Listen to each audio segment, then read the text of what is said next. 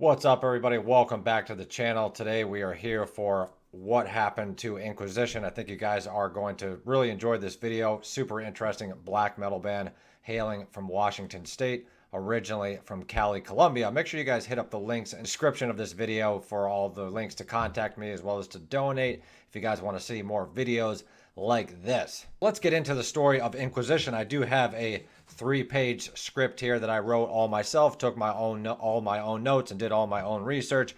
We're going to get straight into it. Might just be referencing some of the script just to make sure we get all the dates and all the facts correct. Hope you guys will check out the band Inquisition after listening to this video. It's a pretty controversial story full of all kinds of heavy metal drama, controversy, and all the wonderful things that black metal bands are known for. So let's get in straight to the story of Inquisition. It's a long story to tell. Originally from Cali, Colombia, Inquisition began as early as 1988 under the name Guillotina, founded by Jason Weerbach, aka Dagon. And they had a couple different lineup changes, but later they would settle on obviously the two main members now are Jason Weerbach and the drummer known as Thomas Stevens, aka Incubus. So like I said, originally from Cali, Colombia, they ended up relocating to Washington State.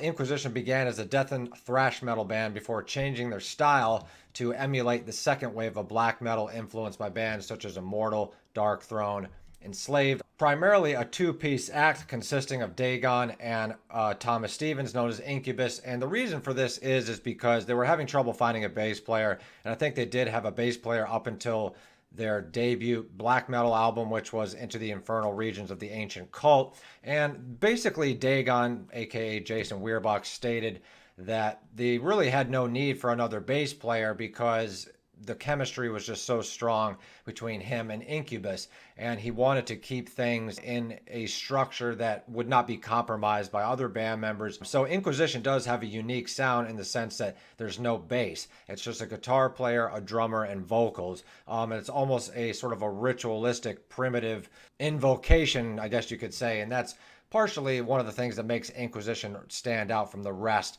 And Dagon also stated that the ideology is more important than the person's actual musical talent. And I will admit, I haven't been as much of an avid Inquisition fan after the controversy came out back in 2014 or 15, I think it was, and we will get to that later. But they are still releasing really solid, really strong records, so I think that's important to mention. So the history of Inquisition starts with their debut release, in the black metal style at least, is known as Incense of Rest. It was a short demo album released in 1996, and if you guys are familiar with Inquisition, you'll know that they've been around since 1988 under the same moniker Inquisition, but they were more of a thrash death metal band. So when we're talking about Inquisition, I think it's important we're basically just going to start with the black metal style of Inquisition that most of y'all are familiar with. It's a very interesting album. Dagon had not yet formed his infamous frog vocals, yet Inquisition was on their way to becoming one of the most unique black metal bands in the genre. And basically,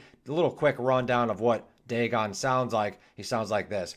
Demons chatting in the forest for our master Satan. It's just very, very weird. He sounds like a frog that's doing these weird, invocations to Satan, basically. And the lyrical content of Inquisition is almost cheesy to a point, but they do take themselves fairly seriously, almost in the vein of Abath and Daemonos from Immortal. Just very, very interested in nature, very, very interested in medieval cosmic Satanism. And later in 1996, they also had a split album with another band called Profane Creation, I believe, just sort of like a split demo. And I will mention, if you have any of these old copies of these Inquisition albums or split albums or vinyls or tapes, they're very hard to find, so you're a lucky person if you have one of those. So as stated before, Inquisition had drifted from the thrash, death and thrash sort of style into the black metal style. We did mention Incense of Rest because that's the first sort of Inquisition black metal album, but it was not really the Inquisition that we know today. That sound did not really appear until 1998's Into the Infernal Regions of the Ancient Cult, with the lineup of Dagon and Incubus remaining permanent from this point on. They're just a two-piece.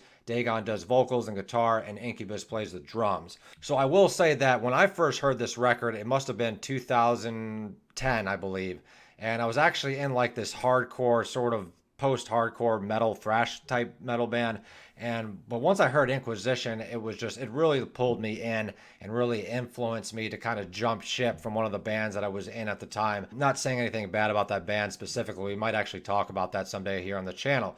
But just for the record, just mention that was my first experience with Inquisition. I found them at a local record store, and they just looked really cool. They looked like the real deal, and I really wanted to see what the infernal regions of the ancient cult was all about. Also, what's interesting about that album is they have this really medieval sort of Renaissance folk influence with like acoustic guitars, and of course they got the weird frog vocals from Dagon, but they also have some really heavy sort of thrashy, sludgy, death metal-y type guitar riffs.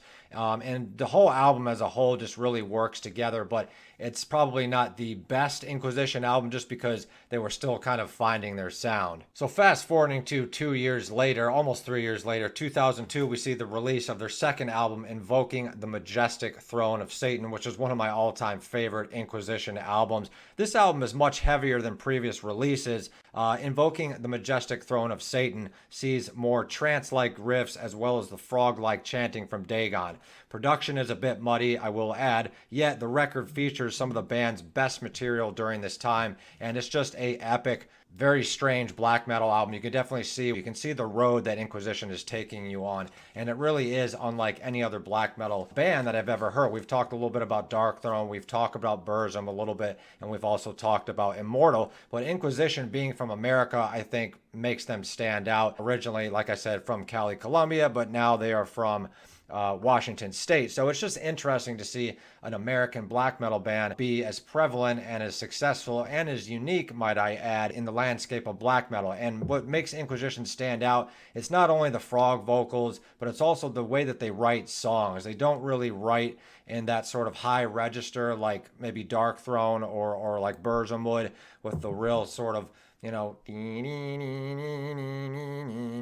really do those kind of riffs. They do more like open chords and, really thrash sort of riffs. But the way that Dagon writes his songs, he plays these like open notes and then he chugs the chord down. And I wish I could like play some samples for you guys, but I will recommend some tracks at the end of this video so you guys can get a little taste of what I'm talking about with Inquisition, but just very unique. It's not the traditional sound of what metal has to sound like. So the next chapter of Inquisition fast forwards us to 2004 with the band's most crushing black metal album to date, known as Magnificent Glorification of Lucifer. This has some of the best Inquisition songs. I was almost about to say Immortal. This is one of Inquisition's most strong albums and also one of their most evocative. Definitely inspires you with this sort of ancient satanic vibe, which I think is what Inquisition is trying to do. Basically just a real solid album with great songs on it. Similar recording quality, but I will say some of the riffs are hard to hear. The vocals kind of bleed into the guitar.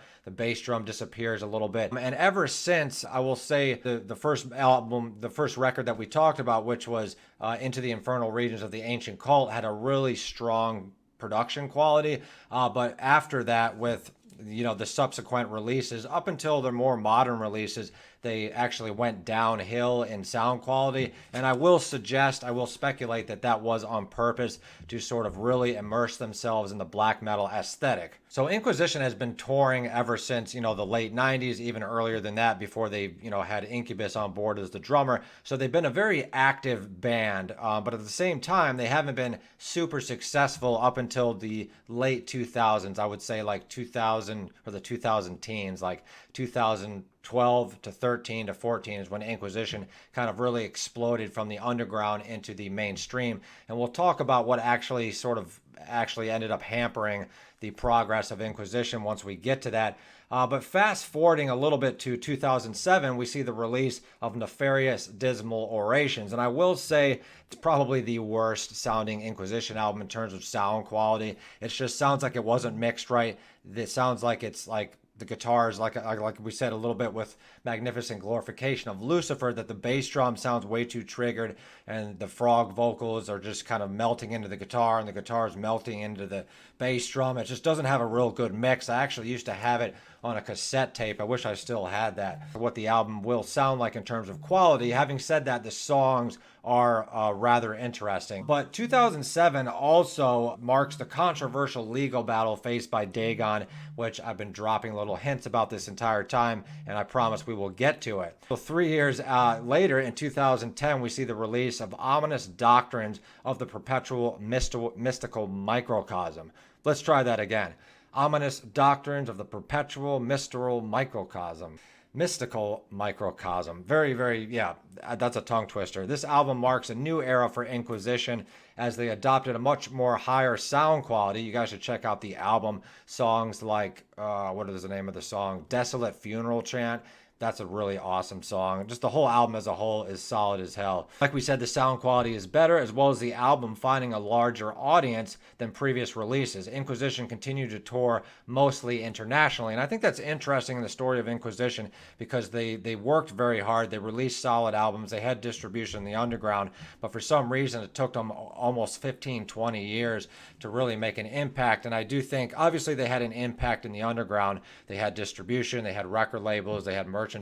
I think their unwillingness to sort of cooperate or put themselves out there in the mainstream was purposeful, but after the release of Ominous Doctrines of the Perpetual Mystical Microcosm, they pretty much had no choice because it garnered them a lot of attention. The success of Ominous Doctrines in 2010 caught the attention of Season of Mist Records, and they were signed for the release of another landmark record known as Obscure Verses for the Multiverse, another strong record that was released in 2013. Inquisition by this time was more interested in esoteric occult themes and how it applied to the universe versus the Luciferian aesthetic they had previously adopted. Now, with the release of Obscure Verses for the Multiverse, we cannot talk about the story of Inquisition without the terrible legal case battled by Dagon, aka Jason Weirbuck, that sort of roughly came to the surface around 2013. Basically, Metal Sucks released an article on their website and distributed it all throughout the social media. So having said that, I will say that Inquisition has released some really strong records since this legal case came out, but like I said, the nature of the charges, they speak for themselves, but also I think people have the right to be redeemed. I think there's two sides to every story, and I don't think we should cast somebody into the depths of hell for previous mistakes. But like I said, a lot of people turned their back on Inquisition after the legal case that we're going to discuss right here. So unfortunately, 2013 marked a sad turning point for the band, with Metal Sucks dropping a bombshell interview of a legal case involving Dagon possessing illegal photographic material. You guys pretty much know what I'm talking about, allegedly possessed by Dagon on his computer. And there's conflicting information on what the result of the charges were, how Dagon was sentenced, with one article stating the following. According to court records viewed by Pitchfork in August 2009, Weirbuck, aka Dagon, was found guilty of unlawful display of sexually explicit material and obstructing a law enforcement officer, trying to bury evidence, trying to clean his computer, that kind of thing. He was sentenced to 455 days in jail, 425 of which were suspended, and 2 years of probation. So not long after this controversy came out, the legal ramifications came to light, Dagon actually fired back in the press with the following statement. Everything Metal Sucks published is taken from court documents that state charges and accusations rather than what was proven or admitted back in 2007. So these charges are going all the way back to 2007. I never pled guilty to the charges, Dagon said, and the original charges were dropped after the courts examined all evidence. Interesting. I am not a sex offender, Dagon admits, and I was absolutely innocent of all charges. He has also responded to several commenters claiming that only adult pornography was found on his computer. So we can make of this what you will, make of the charges what you will, but I do find it sort of weird that if Dagon was guilty of all this, that wouldn't he have been, registered as some type of sex offender? Wouldn't he have been on probation for a few years? Maybe he was, maybe he just didn't talk about it. But it does seem to be that maybe Dagon pled guilty, and as a result of his honesty and his willingness to cooperate by the end, maybe the charges were dropped, maybe the charges weren't dropped. But, like I said, police tend to blow things out of proportion all the time in order to get those charges. They want to be able to come knocking on your door to arrest you. But it leaves open the question, is Dagon, a consumer of CP? It's very possible, but he is not a sex offender, just for the record, so I don't want to get anyone confused on that. So I did want to mention a Reddit comment that states the charges may have been exaggerated. So yeah, we briefly talked about that. So basically, to make a long story short, as a result of these charges, Inquisition suffered social and financial setbacks. However, they continued on since this time, releasing 3 full-length albums and are currently signed and being distributed by Agonia Records. So these charges of possession of CP on the part of Dagon here on the left did not stop Inquisition, but they did have to do some damage control. I will say the interviews that I've seen Dagon trying to explain this, or what he says in writing on his Facebook, it does seem a little bit like he's lying. His whole rant that he blames, he doesn't blame the pornography industry for his addiction, but he also takes accountability. And it was just kind of wishy-washy, and he was not really admitting to the charges. So I do think that Dagon is maybe a little bit of a weirdo. He's got, he's got some sick proclivities for the things that he likes to get off on. But whether or not he was charged or whether or not he was guilty or not guilty, there definitely was some charges there. He was obviously arrested and investigated. Maybe the charges were dropped. Maybe he, did like a plea deal type thing. So I will mention for the record my final thoughts on Inquisition and Dagon. I did take some notes here. And the underground metal scene in general, something that kind of crossed my mind, and we'll try to throw this out there as easily as we can. In terms of the real underground, right? And we're not, maybe, we could talk about Season of Mist or, Spine Farm or Roadrunner. I mean, obviously within the music industry, there's corruption, right? But I do think there's something interesting about the underground, the really, really, really, really underground metal record labels and distribution, because they sort of play it up like they're so underground, they're so KVLT or whatever the hell they call it. They're so cult, they're so underground, they're so whatever, they're so poor. But I find it ironic that they have all this. There's supposed to be these real underground metal labels, right? But they seem to have all this money to press these beautiful vinyls, these beautiful tapes, these beautiful t-shirts, and these really expensive endeavors to support bands like Inquisition. Is it possible that there is some kind of dark money going into some of these underground, black and death and thrash metal record labels? I don't think that's out of the realm of possibility, and especially after the charges came up with Dagon here. Unfortunately, the gears started turning in my head, and maybe Dagon was working secretly for somebody else that was trying to commit crimes within the underground metal community. Metal people are pretty, most of the time they're pretty good people. They're honest people, and they're definitely not consumers of CP.